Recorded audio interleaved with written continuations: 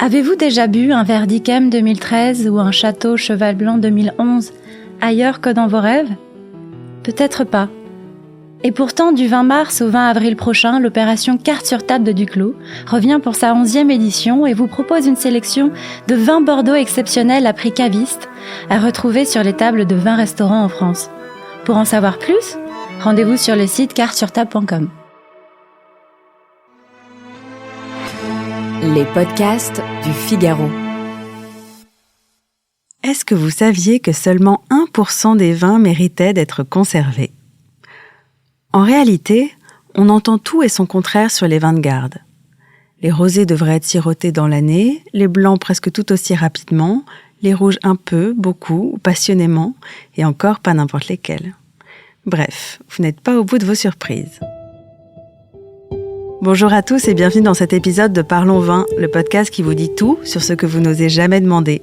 Je suis Alicia Doré, journaliste et responsable éditoriale du Figaro Vin, et dans cet épisode, on va parler de tanins, de millésimes et de tableaux Excel. Alors déjà, pourquoi cette manie de vouloir garder les vins ? On le sait, la vie est courte.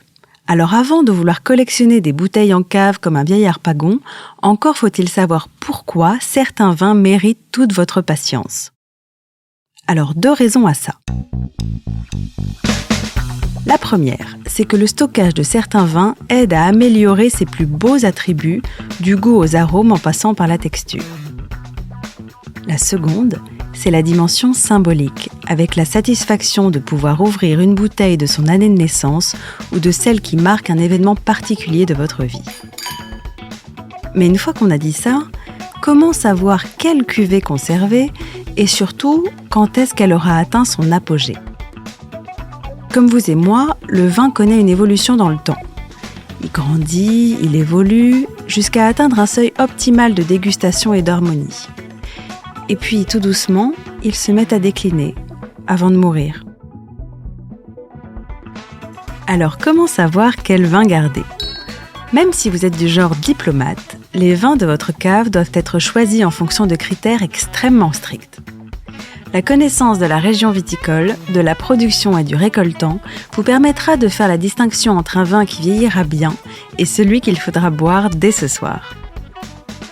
Pour vous donner quelques repères, sachez que les vins rouges très tanniques, comme les Bordeaux, les Languedoc ou les vins de la vallée du Rhône, auront un très bon potentiel de garde en raison de tanins très marqués dans leur jeunesse qui vont se patiner et devenir délicieusement veloutés au fil des ans. Du côté des blancs, c'est avant tout le sucre qui leur permettra de gagner en noblesse. Et c'est pourquoi les liquoreux, les vins jaunes et les vins mutés vont pouvoir être conservés plusieurs décennies sans jamais tourner au vinaigre. Enfin, en rouge comme en blanc, c'est l'acidité qui va empêcher le vin de se dégrader. Alors surtout, pas de panique si un vin vous paraît râpeux et piquant. Il a peut-être juste besoin de quelques années. Autre critère de taille, le millésime. Avant de vous ruer sur un vin étonnamment bon marché pour son âge, référez-vous à un tableau des millésimes qu'on peut très facilement trouver en ligne.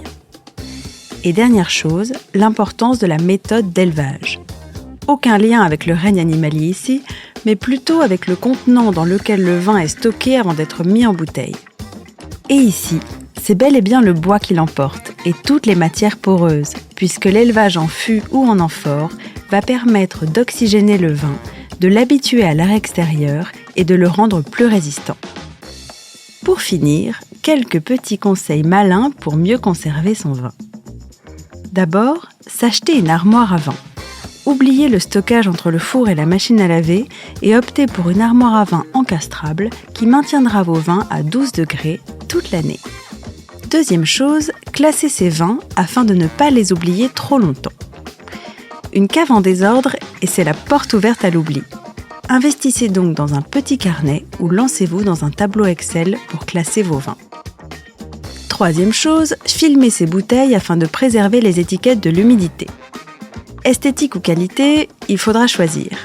Envelopper chaque bouteille dans un film étirable vous permettra de préserver l'étiquette intacte et de pouvoir encore la lire dans quelques années. Enfin, on ne le répétera jamais assez, rangez vos bouteilles à l'horizontale, tout simplement pour éviter que le bouchon ne sèche. Et même si j'ai encore beaucoup de conseils à vous donner, il est désormais temps de vous quitter. Mais pas d'inquiétude, vous pourrez retrouver toutes nos astuces sur le site du Figaro Vin. Si vous avez aimé ce podcast, n'hésitez pas à le partager et à vous abonner. Vous pouvez le retrouver sur le site du Figaro, Apple Podcast, Spotify, Deezer et toutes les applications. Et n'oubliez pas, parlons peu, mais parlons vin.